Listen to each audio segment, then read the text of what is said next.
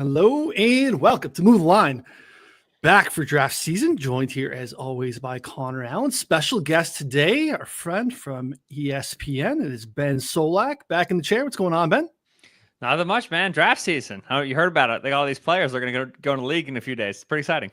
Pretty excited about it. Actually, in the draft menus, Connor, we have bets more so, I think, than really any of the last couple of years. I can think, at least in terms of like early April. I feel like we were waiting almost to like the week before last year. So really excited to kind of dig into this. We were doing a little bit more like mock draft, prospect specific stuff, but I think we can get a little bit more into some of the markets today. Yeah, I mean, maybe I just donated enough last year in the draft that they felt comfortable opening up markets earlier. So, I'm excited to take advantage of this year. We have player over-unders more than 3 weeks out. I mean, it's awesome. It really felt like 24 was like, man, these books have figured out that we're taking them to the woodshed. Like, they're never going to give us anything again. And then 24 happened, and the books were like, oh, no, wait, they suck at this. Give it back to them in 25. I took a bath at 24, dude. Rough. Same. Yeah. The ledger was Michael Penix pick still. Imagine that. I mean, that's generational wealth. It's like 80 to 1, 100 to 1 day of the Falcons pick Penix. Yeah. Knicks at Broncos. Knicks at 12 exact was like one of the only things that saved my evenings. Yeah, I was nowhere on Penix, and I thought all the pre-round one quarterback hype. I was like, this is not going to happen. Like, there's no way these guys are going to get taken that early. And 6 of them went top 12. Which we're doing that again this year, right? With Dart and with the whole round one stuff. It was the McCarthy stuff last year, like the day of and day before smoke, where like that looked like he was kind of moving up a little bit, and that messed up a bunch of like the exactas. And all of a sudden, I'm like, I have way too many exactas with like not enough outs. Like it's just way too thin of a number, and then they all. Dude, Fashanu falling out of top 10 because of the Vikings trade was a killer. No, it was brutal. Yeah, no, that reminded me of was it Darnell Wright the year before, Connor, with like. I think it was like an exact pick to the Bears at 9 or something like that. And then they just traded it back and landed him at the next pick. So it was like really nice position, like 6-1 number and like directionally actually and correct. Literally accurate, but not a winner. Yeah. But here we are back like a bunch of just absolute donkeys to do it all again and to donate. So before we kind of jump into maybe some of that, I guess we'll talk some of the bigger news. I think that still really matters in terms of kind of shaking this out a little bit, Ben. It is really kind of starts, I feel like, with the Browns at 2. Kind of the consensus as we get into more mock drafts in the last couple of days, a lot more reporting, has someone other than Shedeur Sanders going to, or did feel like, at least I definitely bought into the Myles Garrett clip with Siciliano after he signed, where it's like, I have a little bit of intel on the quarterback situation. He seemed a little bit excited about it. That to us, I feel like definitely didn't lead to you drawing any lines to Kirk Cousins per se. Definitely wasn't Kenny Pickett optimism necessarily, but no one has seemed to react market-wise that is the move. What do you think about the Browns at 2? What do you think about their quarterback position? Anywhere you want to take that? Yeah, they added Ellinger this week, right? Isn't that a thing? No, he's at the Broncos now, excuse me. So the room is still right, a Kenny Pickett focus room, which indicates to me that there's room to add a player. I still think that the possibility of quarterback at 2 is very legitimate. I will say that like the Myles Garrett, I've got some news and whatever. NFL players, like, they are quick to jump to assumptions on things, right? And so like I wouldn't be surprised if like they told Garrett like, yeah, we're looking at Shedeur at 2, and Garrett was like, I'm in. Like it's not like Garrett was like, give it to me, like like let's get it in writing here. And so I do think that the Browns have done their work on quarterback at 2. I do think Shedeur would still in play. I do like we haven't heard Dart at 2 explicitly, but any team that's interested in quarterback at this point, outside of the Cam Ward team, outside of the Titans, I'm willing to let there be like a Jackson Dart potential as well. So you're cognizant of that. What I do think is inaccurate is how much more confident the market is in Abdul Carter relative to Travis Hunter. That's what surprises me.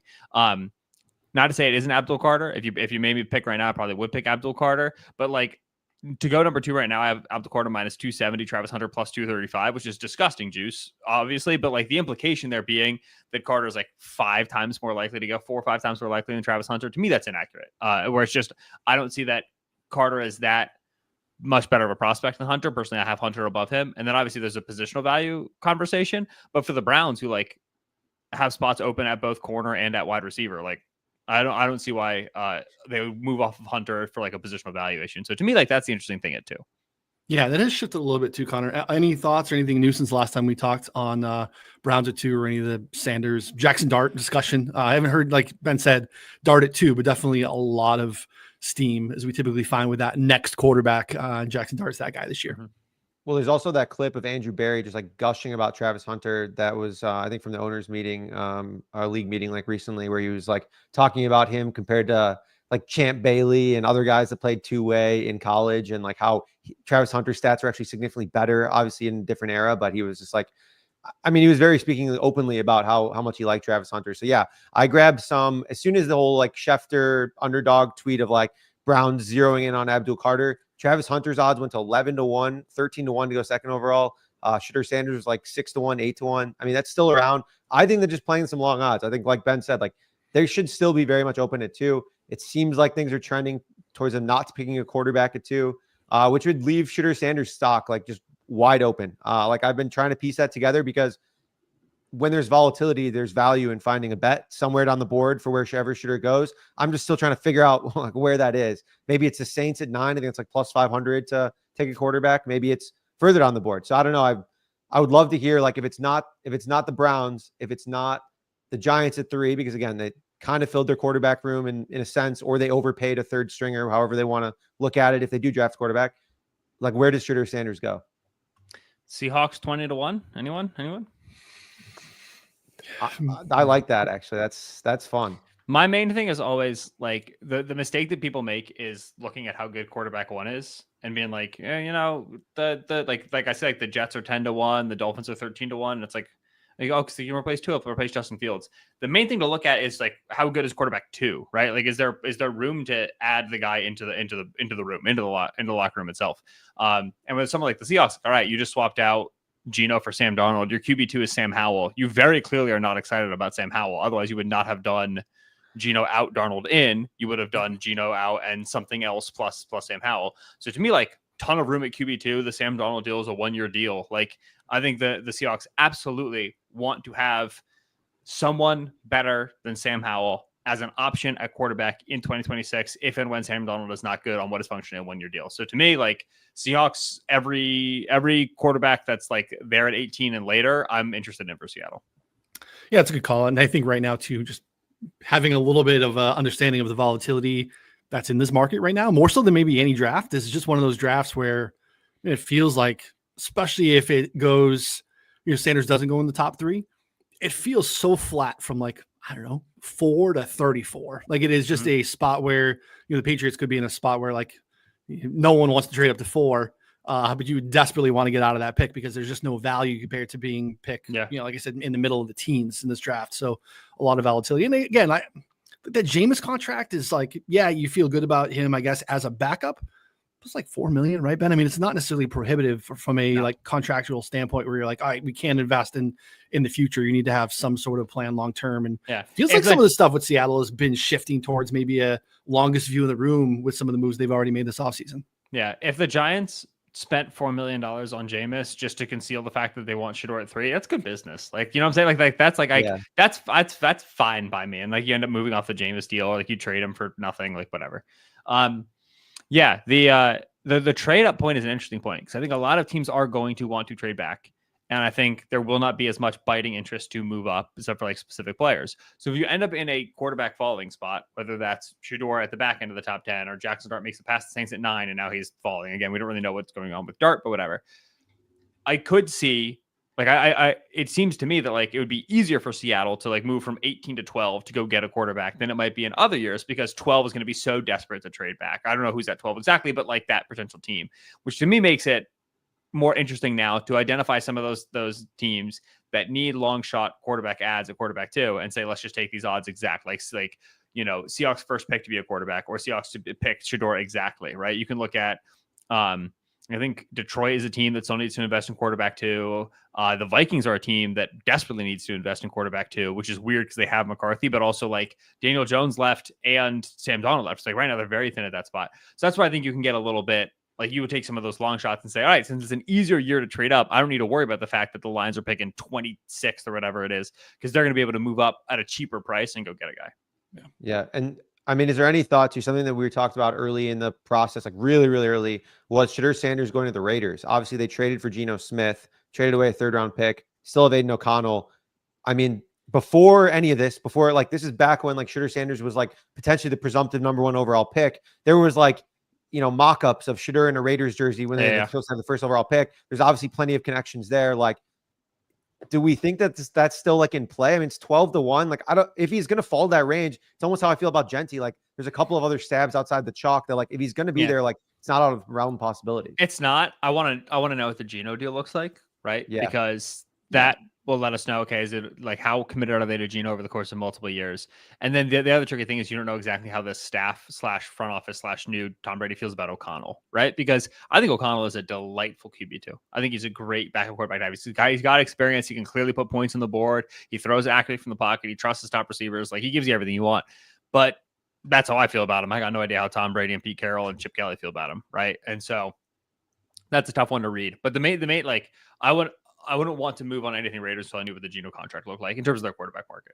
Yeah. And that was supposed to see, it sounded like when the move was made, that was happening like immediately. And here we are, like, I don't know, 6 weeks out or whatever since that's happened. And they still haven't signed that deal. So I'm willing to call it still like Geno is in Cabo right now.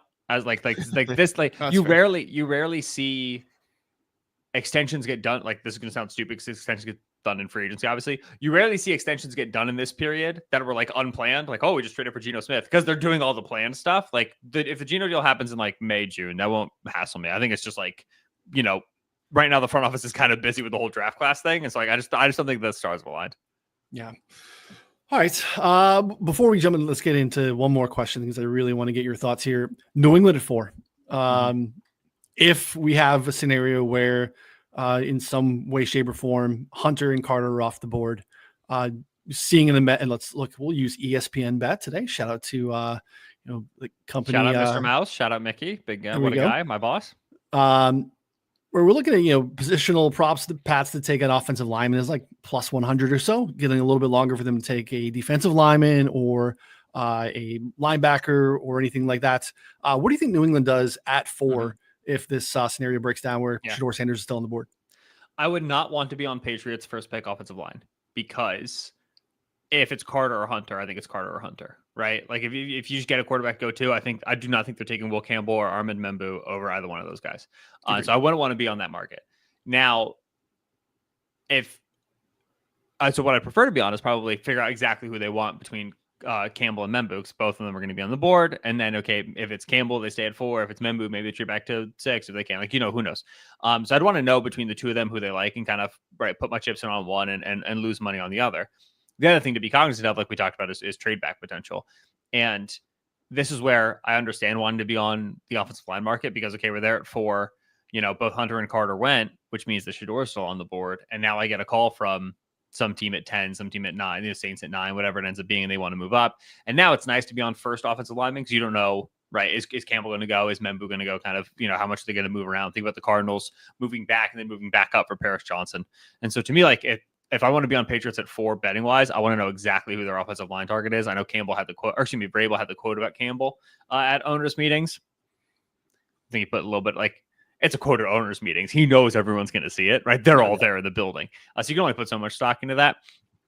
I think that Campbell makes more sense for them. I think he can win on the left side for them and be a left tackle. I also think that this is Vrabel. Like, Vrabel likes big players who are long and big and long. And that's not Campbell, right? Campbell is a smaller tackle to start with, and he's also short. And so there could be a lot of smokescreen stuff going on there.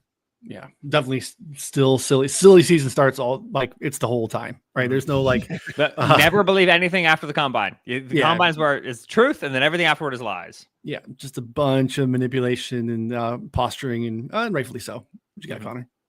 Yeah, if I just bet my first mock draft like right before the combine or right after the combine, I would have been a rich man. Instead, I just big brained the entire thing. So, no, I think that's an interesting point. I did play a little bit of Campbell, like personally at plus 425 to exact 4 again, because it's just like almost a hedge against Sanders too, I would say, in a sense. In a way, again, they could prefer Membu. They could go a different direction, but I felt like that was good enough there. Now we're looking at plus 300.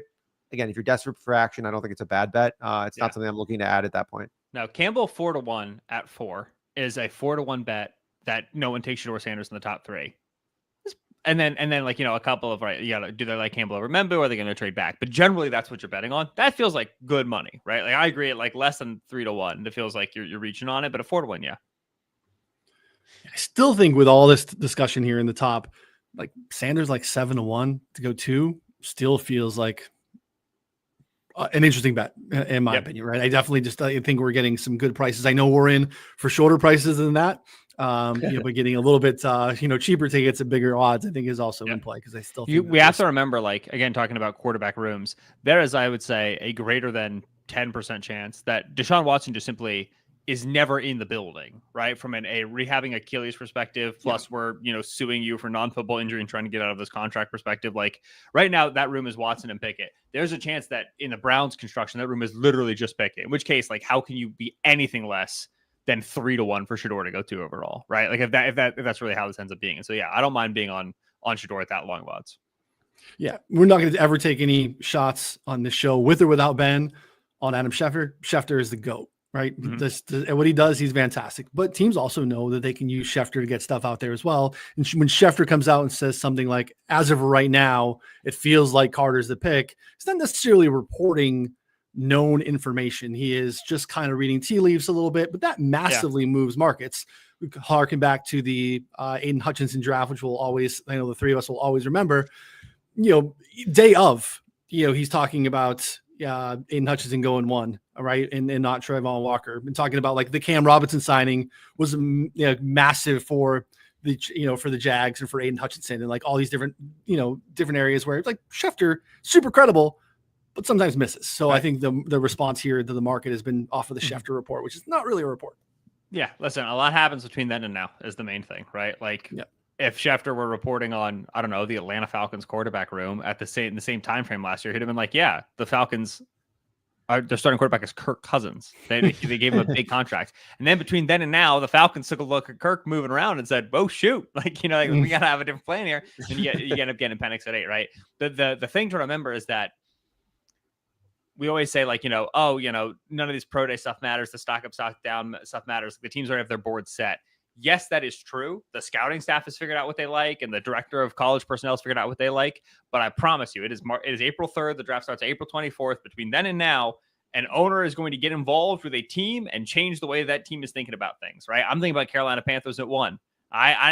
You asked me early April, is it Bryce Young at 1? I would have told you, no, that I do not think that's where that front office is. Then all of a sudden, Dave Tepper got involved. And all of a sudden, it's a different player than it was, right? So things do actually change between then and now. 1,000%. So consider that. Keep your eyes on, watch that market. I still think that's a decent value where we're at now. If you're looking to kind of hedge and get into maybe some smaller positions at bigger numbers, I think is probably the right way to do it, even though it feels like it's getting close. Some of these markets are out a little bit earlier. So taking some plus money positions, I think is probably the right way to do it. Where do you want to go here, Connor? You're going to go some over-unders. We have some over-unders on ESPN bet that have popped up this week that are out there. I think on some other books as well. FanDuel and DraftKings have some of this as well. Caesars has got involved earlier than normal too. Any thoughts on what's posted currently? Yeah, I mean, we go through a couple that I think are pretty interesting. One that obviously we need to talk about, over-under, looking at 9.5. Minus 200 on the under, though.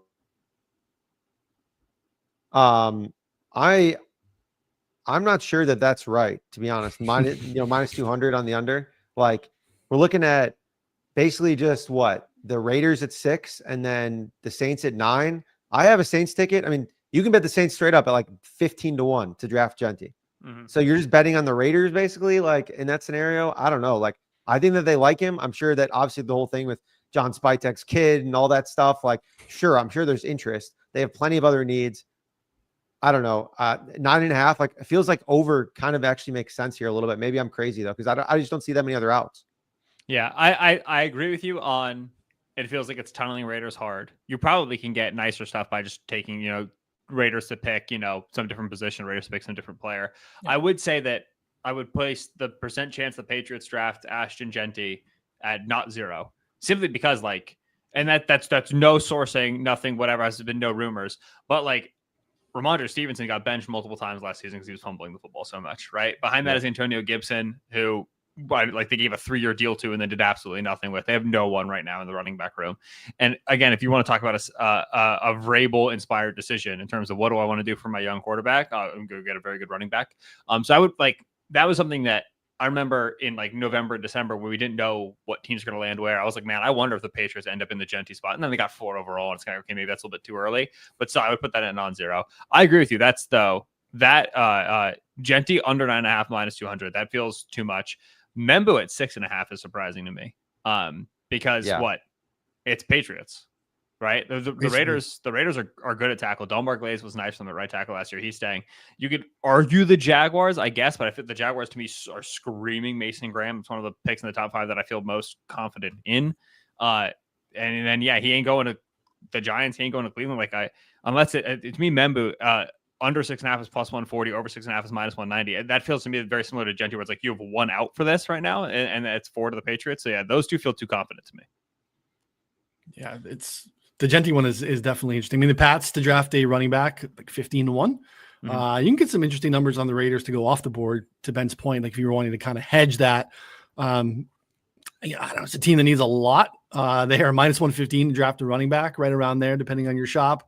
4-1 to take a corner, 5-1 to take a receiver. Linebacker, defensive line, and edge 10-1. They lost so much defensive talent, dude. They lost Robert Spillane, Divine Diablo, Trayvon Murray. They lost Marcus Epps, who didn't play in 24, but took 1,000 snaps to them in 23. They lost Nate Hobbs in the secondary. They lost over over 3,000 snaps from 2024 in their defensive back 7, and they did not they extended Isaiah Polomau, and they added I think one other player, Jeremy Chin, right at safety. Other than that, did not really add players there. So they're very, very thin defensive back 7 right now, which, Pete Carroll, Chip Kelly, Tom Brady, Geno Smith, it's going to be offense.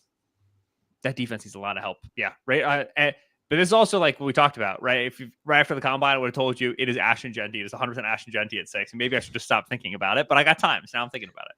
I was actually, using the, tremendous function of, search over on Twitter for Ted McMillan write-ups, and I find a bunch of Ted McMillan Raider stuff. And I was like, wait a second. Oh, wow. Geno just got extended. We're so good at this. Look at us. Wow. All right. So what is it? It's a 2-year extension. That's all Rap has at this time. Rap literally just tweeted it 25 seconds ago. So we're about to find out. Look at us. Topical. So now I'll be able to I got out of that answering that Raiders question by being like, oh, I don't know what they're gonna pay Geno, and now I gotta go find out and give a real answer. What else we got there? Tyler Warren also kind of positions to basically 9.5. Just seeing a little bit more on like the Bears. There were some thoughts there that that could be a Jets pick. Jets have a ton of needs. Membu is one of those needs there too. Warren at 9.5 flat, right? One of the rare flat juiced props that's out there right now in terms of the over-unders. Any thoughts, Ben, on Warren and where he could fall? I think Warren at 9.5 and Colston Loveland at 19.5 is incorrect. I'm very confident saying there are multiple teams that have Loveland graded as the higher tight end in this draft. I'm personally there. I know a bunch of people in the media are there. If you look at like Daniel Jeremiah's board, they are right next to each other. Like I do not think it is a 10 draft spot difference. Now, if you just bet on that outright, okay, Warren over, Loveland under, that's the wrong way to go about draft betting. Because it doesn't matter what the consensus is. Okay, 14 of the 32 teams have Loveland first. Man, if the Bears have him first and they want to tight end at 9, he's going 9. We only get one universe. We get one outcome here on the draft. But that I would right now, like Warren at 9.5, I would lean over. I would rather take Colston Loveland under 19.5 at minus 140. To me, that's the better bet of the two. But I'm watching those two lines. I'm watching first tight end off the board. Because to me, like the closer and closer we get to draft time, if I don't get crystal clarity on like, yes, the Jets are the Warren team, yes, the Colts are the Warren, and I know it for sure, then I'm going to want to get a lot of exposure on Loveland just for how I view those two players and how I understand the league views those two players. And 19.5 feels like a weird spot. Like it felt pre-free agency that would make some sense because it felt like maybe the Broncos could be in the mix there, but it feels like an Evan Ingram signing would maybe not have them. Although it's such a sneaky good roster, it might feel like a spot where they might not necessarily be considering tight end at this point, which is very interesting. Yeah. Whereas I feel like you're lining them around the Colts, which is kind of people have been putting a tight end in the Colts pretty frequently. That would make a little bit more sense. Yeah, but I like Loveland too. I think he's a fun prospect. I get the Seahawks at 18 when I'm under 19.5 and Seattle, Clint Kubiak And he was a little bit dealt this hand by the depth chart that was there in New Orleans. But Clint Kubiak walked out and just immediately started playing with multiple tight ends, right? And that's not even like just over the Taysom Hill of it all. No, Foster Moreau and Juwan Johnson as well. Right now they are Noah Fant and AJ Barner, so they have 2 tight ends. But Noah Fant, I would argue, at this stage in his career, is not really a guy that I want to be making long-term franchise decisions off of. AJ Barner, I thought, played pretty well. So Seahawks at 18 are also a spot that I care about for tight end. And then Falcons at 15 are also, like, I think they're a defense team through and through, but I also, like, they so clearly just don't want to use Kyle Pitts the way that Kyle Pitts needs to be used, and they have no interest in doing that, so on and so forth. And we've seen now Terry Fontenot invest so much in the offense, right? In the first 10 picks. They've had all these picks at 8, Drake London and Bijan Robinson. Well, here you go now with a rookie quarterback there in Penix. Do you want to keep adding? And so to me, like, yeah, tight end is, even if Loveland ends up tight end 2 is still pretty live to me in the teens. Connor, any other over-unders on ESPN here that jump out at you so far? Well, real quick, just circling back to Warren, like, I mean, you're looking at talking about thin outs. It's literally, he's not going in the top 6. I would say pretty confidently at this point, barring like a pretty big surprise. So you're looking at the Jets at 7, the Panthers at 8, and then, I mean, the Saints at 9. Like, none of those have really stood out at all as Warren teams besides the Jets. There's been some Jets Warren rumors, but I feel pretty good at this point that the Jets are not going to go that direction as of now. So I don't know. I think over 9.5 is pretty interesting, to be honest, right? As it stands today. Mike Green, 17.5. I know he's been mocked all over the place. Maybe that's one that's just like way too volatile because like the player is good, but the off-field stuff is not great. And so, you know, there's obviously a wide range of outcomes for where we could go. There's no Pierce over under, but I kind of sense, but any Mike Green 17.5 takes, Ben? It's too volatile player. This is like, you know, if I knew for sure that the Carolina Panthers gave him a green flag for off-field stuff and they made him an 8, then okay, sure, let's go. But it's so specific to team because he had 2, as he said, explained at the combine, he had 2 sexual assault accusations. One was, I want to say, in high school, and then the other was when he was at Virginia before he ended up at Marshall. You don't know, like, you know, it reminds me of like Jeffrey Simmons, where like Simmons was a much more visible thing, and it happened in Mississippi State, and there, you know, there was video, and with it, like, you know, the situation was different.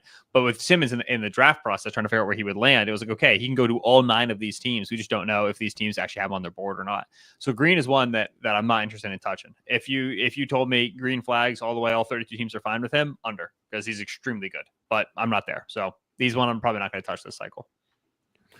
Yeah, it's interesting to me because it feels like that position at that part of the draft especially feels really condensed. Like I feel like there's so many guys and there's the volatility in where a team would have, you know, those 5-6 guys on their board. It could be all over the place. So plus money over, a little interesting to me. But again, I kind of wait and see how that shakes out. We'll probably have at least a little more reporting on that as it comes out and see if, you know, team visits and some of that stuff that kind of continues to shake its way out. Positional props, next tab there. Anything there? You know, first non-quarterback drafted, Connor. Second quarterback. I mean, Jackson Dart down to 3-1 as the second quarterback drafted, which is absolutely insane. I know the first receiver drafted has been popular market discussed. I mean, we were in a group chat with a lot of Tet McMillan haters, strong anti-Tet hive, which I don't personally understand. I don't want to like cape up for Tet, but like Tet hating is really strange. I know part of that is, you know, Daniel Jeremiah driven, where he's a little bit more buried there too. But a lot of people, you know, you run a 4.29 in the combine, pop up a couple of nice games in the playoffs, and you make a name for yourself. Matthew Golden has done that, but I mean, Tet McMillan, pretty good college prospect. I know he's not necessarily, you know, the speed merchant that some of these guys are nowadays. Ben, what are your thoughts on Tet first receiver drafted market? Good player. Drake London went 10, and Drake London didn't even run. Drake London would have ran just about what Tet ran, right? Like, he ran in the 4.5s. Is Tet, I think, being priced at was about like minus 200, minus 220 to be first receiver off the board. To me, that's accurate. Golden plus 150. To me, that's about accurate. The Golden spot really feels like it's been 12 to the Cowboys. Cowboys have talked about wanting speed. He's a Texas guy. Pairs nicely with CeeDee Lamb, whatever. But for like Golden, the 4.29, okay, very impressive. When you watch him play, this is not a field, like, he's not a field stretching player. That's not the role that he filled for Texas. He doesn't move like that. He's a lot more smooth than he is, you know, kind of a deep speed, track speed sort of a guy. He, like, Golden screams good wide receiver too. Like, he doesn't play like Jordan Addison does, but I remember when Addison came out and it was like, okay, like, I don't really want to put a player this size with this skill set as my wide receiver 1, but you put him out there, play the Z, and he'll be fine. Like, to me, he's that caliber of a player. And that I can't set my watch to that going first wide receiver off the board, top 10, top 15 pick, because you want a guy who can actually be the dominant target getter. That's much more so McMillan, who was that obviously over his time as Arizona, has the NFL frame to do that, has the NFL skill set for that. Clean as a whistle off the field. He's got the volleyball background. He's unbelievable in the air. He's great after the catch, more than you'd expect for a player of his movement skills. Yeah, like McMillan's a better player than Golden to me. I understand that it feels like the league is a little bit iffy on that, but to me, it's an appropriately priced market. Yeah, it does only take one, but I agree with Ben there. It's like, I feels like there's only one potential wide receiver 1 in terms of like 5 years removed in this class. To me, that's Ted McMillan. But I know we're betting on the draft. It's different than a player take thing. Connor, where are you at in terms of wide receiver 1, Golden, anything like that? Yeah, I played some Golden, like I think it was plus 250, plus 300 a little bit ago, like lightly. I just think that the gap is pretty close. Like they could easily go one after another. I'm not sure that I want to play a little at Buka because I feel like he could maybe like if Tet falls, they could like maybe flip flop in if they all get to the 20s. But that's what it would take for like I think that to happen. And even then, yeah. I just don't really see that happening. But also, quick update on the Geno Smith deal: 2-year, $85 million, $66 million guaranteed. So 42.5. That's pretty good. Yeah, they're probably not taking quarterback, I would say, after that. I mean, man, the Seahawks really were like, we came to Geno with $40 million and we just couldn't get it done, and he gets 42.5 on his extension. Get out of town, dude. Get out of town. Get out of town. It's so dumb. Yeah, that's a strong endorsement.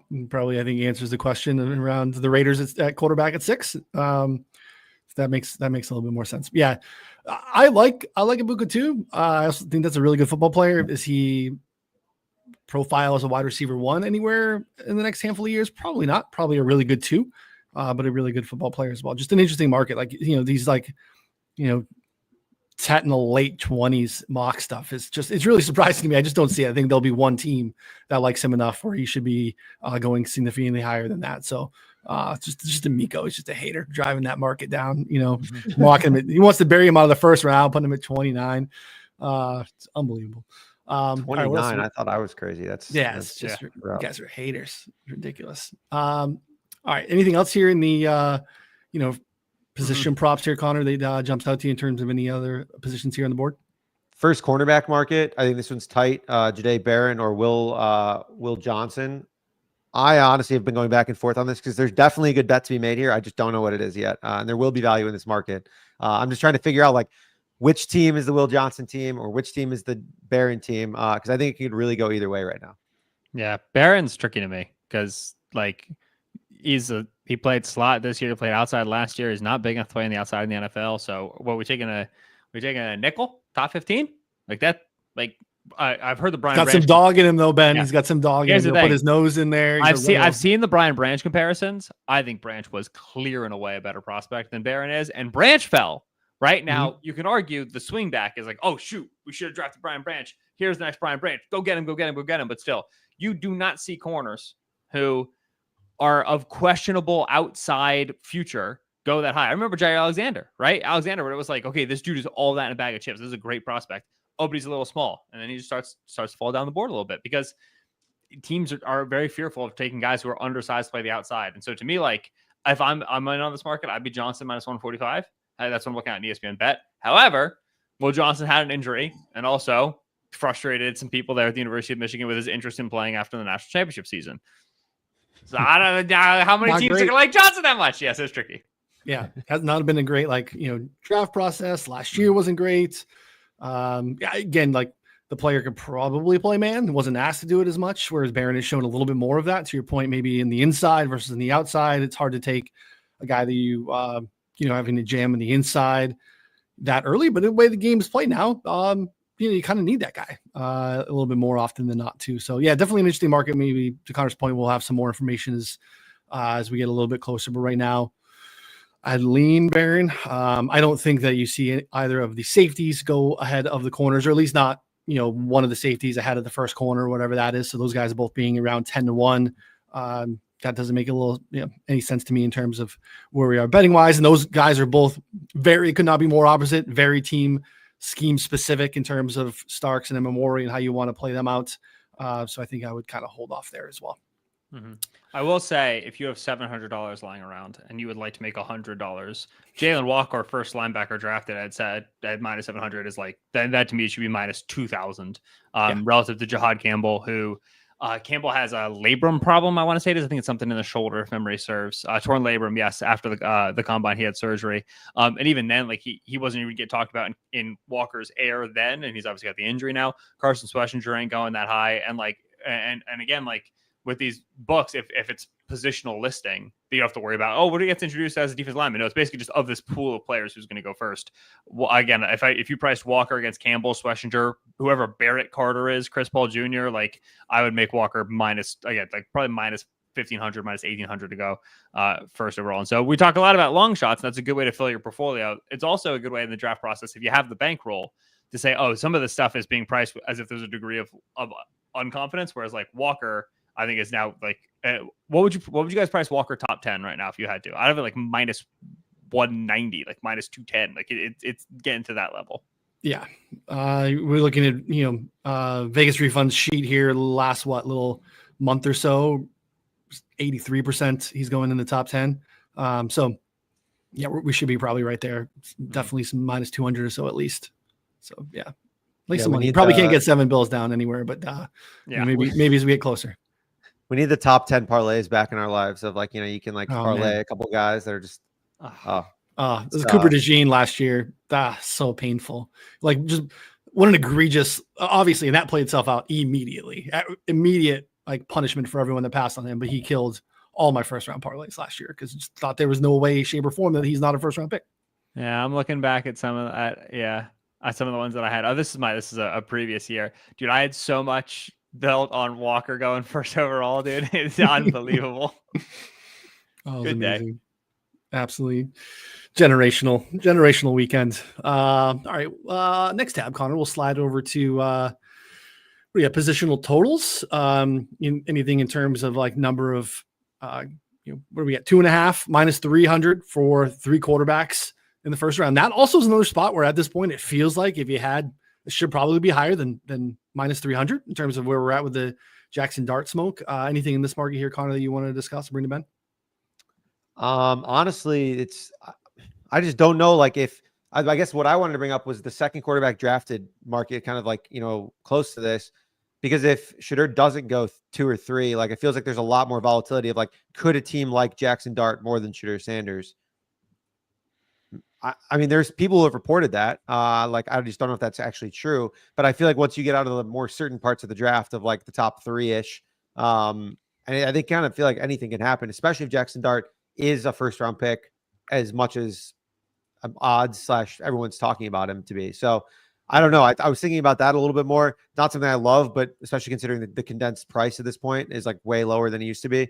But I don't know. It's more just like, we've seen quarterbacks that have been talked about to go top 3, and then they end up not even going in the first round. Will Levis, Malik Willis, Geno Smith was supposed to go top 2 and ended up going like way later. It's like all that happens routinely, and vice versa. We have guys that, the Bo Nixes and the Michael Penixes on the reverse. So it's hard for me to decipher which is which at this point in time, because I don't know. I'm going back and forth. I've not been good at predicting that. That's all I'll say is I've not been good at predicting which is which. Yeah, I am. I know there's multiple teams that have Dart above Sanders. It's the same thing with like the Loveland Warren thing. It's like, okay, that is a reality. So now we're going to identify the market. But if the Browns end up taking Sanders to 2, that's a cool factoid you have there. You lose money, right? Yeah. So I'm at the stage where it's like, okay, I see the Jackson Dart goes to the Saints. I see the, Dart is, trade up target at the back end of round 1 mocks. Like, okay, I'm cognizant of all of this. Like Orlovsky was on today being like, I'd be surprised if Dart fell out of the top 10. Like, all right, like that, I feel like I would not be surprised if that happened. Like, but we're calibrating to this. So yeah. I'm cognizant of it. And I feel confident that this market isn't going to fly in terms of movement unless 1, somebody has a ton of money and they know something. My hope is that if someone knows something, I know something. Or 2, if something gets reported. If something gets reported, it's all just a mad dash to see if you can get it on a stale line. So to me, I'm not going to move on it until I actually have more information. But yeah, like I would say that at no point in the process to move a Sanders close to QB1. I think it was always Ward. And then at this point now in the process, Dart has climbed enough where I think now it's a debate. Me personally, like I'd rather just trade my pick and go take a quarterback in 26 if I had to choose between the two, but I'm not the one picking. So there you go. Yeah. No, that makes a lot of sense. And I had something else we haven't even talked about here, which I've had two people message me during the show about this player, Omarion Hampton, lined at 19.5. I don't know. I mean, it feels like, so his mock draft percentage is way over 20.5, but I feel like we could easily see the Bears take him at 10. There's a couple other teams in the teens that could take him. Like, I don't know. I again, of the people who have been talking to me now, have been like, oh, I want to bet the over. Some people said that, I think Hunter says he likes the under. Like, so it's like after everything that just happened there. So where do you stand on Hampton's draft stock, Ben? So I think Hampton's one of the 12 best players in the class. I would challenge anyone to find someone who likes Hampton more than me. I wrote down Ezekiel Elliott's name multiple times while I was watching Hampton. I think he's all that in a bag of chips. I can't find enough spots to feel good about under 19.5. It was one of the first lines I looked at when I started looking at the show and whatever. And it's just like, walk me through okay. So we know the obvious teams, right? Okay. Raiders at 6, forget about that. All right. So we have the Bears at 10. After that, Niners, Cowboys, sure. But if I think that was the thing a couple months ago, it feels like they're moving off that now. It's not going to be the Dolphins. It's not going to be the Colts. It's not going to be the Falcons. I don't even think it's going to be the Cardinals. Benson didn't even show that much last year. Connor's on a 1-year deal, but still, they have other needs. They've already invested in the spot. It's not going to be the Bengals. And barring a trade of Kenneth Walker or Zach Charbonnet, I don't think it's going to be the Seahawks. So I run out of spots is my problem. And so what I start to bank on if I'm taking the under on 19.5 on a player I love is that somebody is trading up in the first round for a running back. Rich. Yeah. I don't want to have bets that hinge on that, right? I can't find enough needs. And then you get to, right, again, it's line to 19.5. You get to Denver at 20, the Steelers at 21, and even the Chargers at 22, who Najee Harris on a 1-year deal, right? Those are the running back teams, man. That's why it's lined at 19.5. And so to me, I would love to be on the under because of how I feel about the player, but I think that line is doing a good job of catching the teams that wouldn't go for him. And so to me, I'm not taking anything on 19.5, but I love Hampton. Good player. Yeah, I don't see the outs in the teens. Like you said, Connor. Yeah. I mean, it's a kind of a wasteland of an area. So it's a tough one. Yeah, no, I agree. That's what I was looking at it. I'm like, I feel like he could go to the Bears. I mean, that's if Genty goes 6, I guess it wouldn't be that surprise. I guess on the Bears though, a team that I normally have done pretty well in predicting. I haven't circled back on that lately. So obviously I'll try to do that in the next week or so, but I feel like Tyler Warren is more in play now than he was previously for the Bears at 10, just considering the offensive lineman additions they made, considering if Genty's not there. I feel like Tyler Warren or maybe defense could be interesting. I don't know. You have a good read on the Bears, Ben? So the tricky thing for the Bears for me is that I would believe strongly that they were edge, if not for the fact that Dennis Allen has a very particular type that he likes at edge rusher. And the guy in this class right now who fits that type is Mykel Williams, the kid out of Georgia. And I've just heard nothing about it. And so it's okay, are they playing their hand well, right? Are they keeping it close to the vest? Because I do think they need a second guy opposite Montez Sweat. I think it's been a need for them for a little bit. Dennis Allen just loves absolute hogs of dudes, right? They signed Deo Dangbo to be that edge too for them, but he also likes being able to rotate those guys, those huge bodies, run defending bodies. So I would say, yeah, this is a team that needs edge depth. They still, they had Grady Jarrett. They still need defensive tackle depth. I think Mason Graham's going to be off the board, and I haven't heard anything about Mykel going there. And so, they're not going to be a Jalen Walker team. There's no spot for Jalen Walker unless they're moving him off ball, which they have TJ Edwards and Tremaine Edmonds. There'd be no reason to. So to me, I can't find the defensive player that works for them. So then, right, you end up with Tyler Warren. Warren, man, you have Cole Kmet, you have Rome Odunze, you have DJ Moore. We're going to spend a top 10 pick on a guy who's going to be maybe target 3 if he ousts Kmet. Probably more likely target 4 in year 1, second tight end. So he's taken 40% of my snaps, and overall he's touches 4 because I'm giving touches to a back.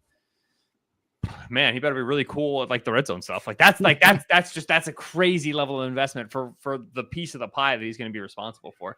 That's what I struggle with on Warren. Bears are hard. Bears are a hard team. It's absolutely more of me dreaming about what Ben Johnson could do with a guy like Tyler Warren, who's taken 50 snaps at virtually every position on offense at some point throughout his college career.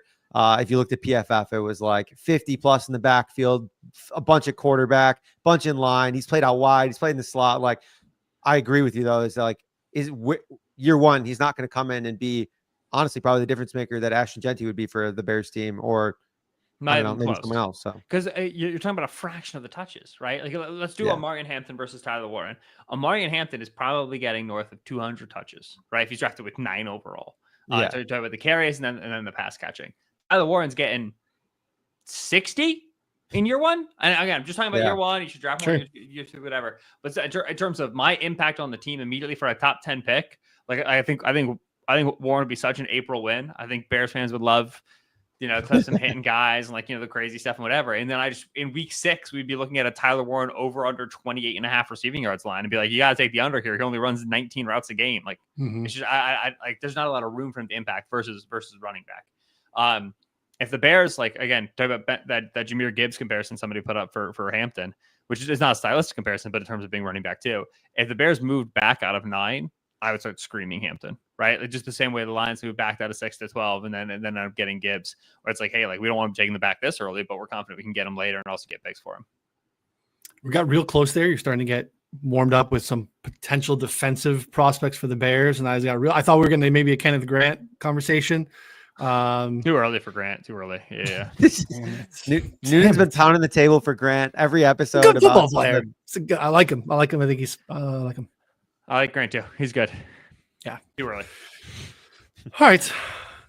Connor laughing at me. All right. Positional totals. Anything there, Connor? Or do you want to move on to I really like the team to draft player market, because I think there's maybe also the team special market where you can first pick a position for the team. I think a lot more opportunity in that market to take some plus numbers, but take it wherever you want, Connor. No, I agree. I think the position totals are all like minus 300 one way. So it's not even really worth talking about, to be honest, at this point. So you're looking at the team to draft position markets. Is that what you're saying? Yeah. Team special tab at ESPN bet, the last one there.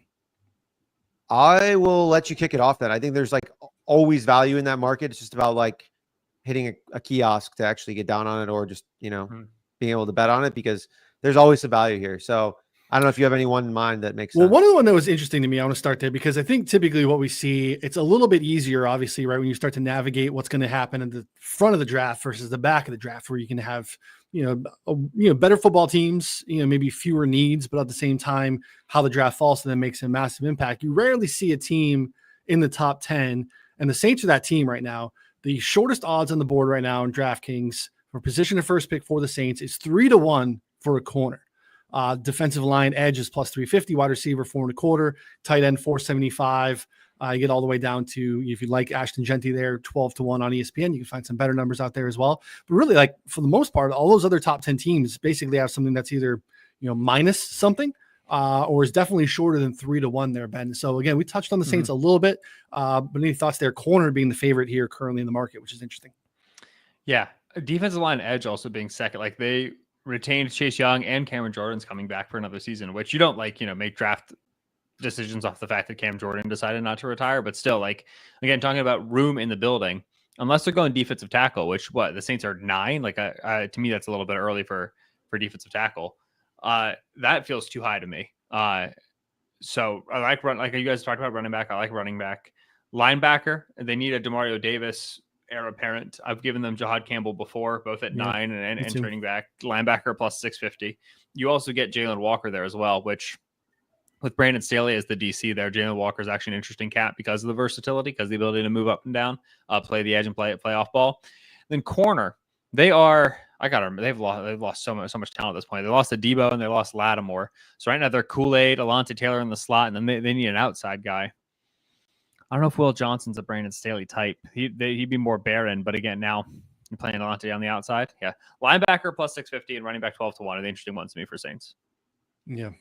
They give Ugo Amani a little bit more money too. I don't know if they have any interest in, he was terrible in the slot last year. So I don't know if they have plans to do something with Taylor and move him outside. It was an interesting one too. It's a team that just, when I was looking through, it's weird to see 3-1 basically being the shortest odds. Yeah, we just don't really see that there too. So that was one that jumped out to me there, Connor. If you look at the Jets, right behind them, minus 110 to take an offensive lineman, but we're talking tight end being viable for them as well. Against another team that has a ton of needs. Unfortunately, a little early for a wide receiver because they really desperately need it. It's not really where their first round spot could be. The Pats there at minus 105. to take an offensive lineman. To Ben's point, not a ticket that I want to be holding right now. It gets a little bit more interesting if you were to say, hey, plus 350 with Travis Hunter falling to them. Travis Hunter plus 350 for them to take a corner would be an interesting look for New England. Anything that jumped out there to you, Connor, while you're scrolling through? Yeah, we played O-line plus 200 for the Jets, first pick. Membo to the Jets is becoming like chalk right now in most mock drafts, which I don't fully disagree with. So we played a little bit there. I mean, again, if you missed out on that number, maybe a little bit still plus 105. I think it's a little bit more open than that, but again, I don't mind it. Overall, like I feel like a lot of these are just like, Pat's O-line. I would rather just play Campbell, to be honest, like we talked about earlier. And then some of the other ones further down the board, I don't get as much into. I know you've played every year, basically like a certain team to pick a random position for like 3-1, 4-1. And I think you've done pretty well with those. I think less directionally correct there for me. One interesting one, Pittsburgh Steelers to take a running back 7-1. That's Ben already mentioned. Again, I think we could see the third running back go there. I mean, if Hampton's already gone, I wouldn't be surprised to see a third running back go. Who knows? I mean, that's like, it's in play. Yeah. Let me see what other ones jump out. I'm looking at Chiefs. Chiefs are right now even to take an offensive lineman. I'll say this, take it for what you will. The Chiefs fan base is convinced they're not taking line, and the team has done a big selling point on Jalen Moore as a starter, and then Kingsley Suamataia, who was their pick at left tackle last year, as the end of the second round, moving into left guard. He did that week 18, that game. They benched all their starters. He's like the favorite right now, him and Norzad, who's another rookie last year, to be the starters at left guard. They apparently feel very confident with that. So like Chiefs offensive line feels like it makes a lot of sense because the trade of Joe Thuney, the question mark still at left tackle. You obviously add more, but it's a pretty small deal. And the way they lost Super Bowl last year with all the pressure up front. But apparently the book is that they don't feel like they need to add somebody. At which point, right, like you get defensive line 2-1. They have lost so much talent on defensive line over the last couple of off seasons now. Like that feels very viable. And then corner at 5-1, where they had they lose the Jarius Sneed. They didn't have success filling his outside spot, and also moving McDuffie from the slot to the outside. I don't think worked super great for McDuffie. And now there's no more Justin Reed, which means it's a lot more harder. It's a lot harder for you to cover the slot because that's something Reed was able to do from the safety spot. So maybe they want to be able to play guys on the outside. They obviously added Christian Fulton, and then move McDuffie in and out a little bit more. And so if Chiefs offensive line is not the case at plus 100 legit even odds, and obviously there's value behind. This is one of those spots that happens every draft season where something to you feels extremely obvious as an analyst, and then the team completely disagrees. You have to figure out, okay, are they selling me a bill of goods, right? Is this smoke screen, or are they actually like zigging where they should be zagging? So there's obviously money to be made there if that's the case. Yeah, no, that's a good call. That's one of the tougher ones. Those are sometimes why you can find some value because they're further down the board. So, obviously it invites a little bit more variance for sure. The Niners are interesting to me. I mean, I don't disagree with offensive line and defensive line being the two priorities. Offensive line just kind of been something they've pieced together fairly successfully, I guess, for the last couple of years in terms of overall investment. They've spent a lot of money elsewhere.